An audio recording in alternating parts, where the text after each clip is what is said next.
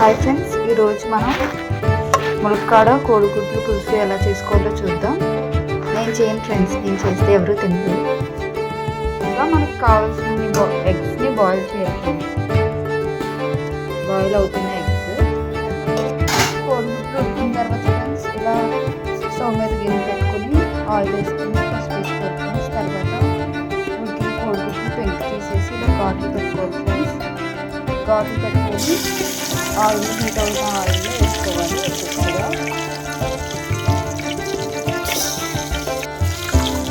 ఇలా golden colour fry చేసుకోవాలి. మా వదినాన్ని ఫ్రెండ్స్ అప్పుడు చాలా టేస్ట్గా ఉంటుంది ఫ్రెండ్స్. ఇలా ఎగ్స్ ఫ్రై అయిపోయాక ఫ్రెండ్స్ సేమ్ ఇదే ఆయిల్లో ఆనియన్స్ పచ్చిమిర్చి వేసుకోవాలి ఫ్రెండ్స్. వేసుకొని ఫ్రై చేసుకోవాలి.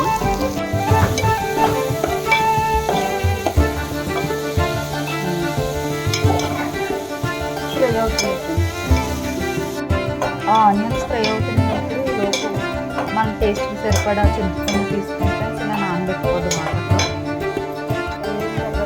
దీంట్లో ముక్కలు కూడా వేసుకోవాలి.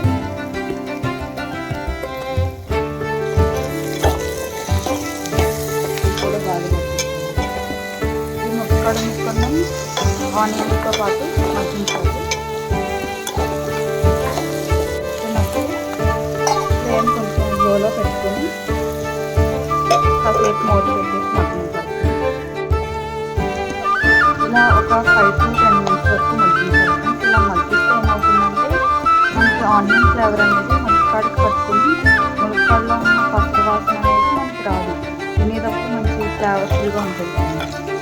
ఇలా మగ్గుతుంది చూడండి. ఇప్పుడు రుచికి సరిపడా కారం వేసుకోవాలి ఫ్రెండ్స్. ఫస్ట్ మేమైతే 2 spoons వేసుకున్నాము. మీకు ఇంకా కావాలంటే వేసుకోవచ్చు. ఇంకా తక్కువ తినకపోతే ఇంకా కొంచెం అలా వేసుకోవచ్చు. కారం వేసిన తర్వాత మన టేస్ట్ తగ్గట్టు సాల్ట్ కూడా వేసుకోవాలి. బాగా మిక్స్ చేయాలి.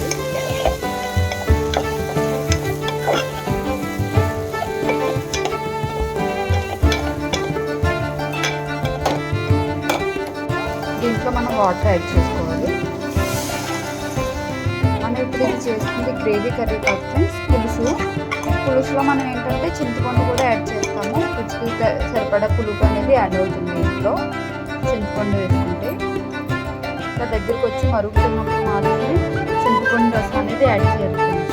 తర్వాత మనం ఎగ్స్ని యాడ్ చేస్తాం. ఎగ్స్ని కూడా యాడ్ చేసుకోవచ్చు ఫ్రెండ్స్.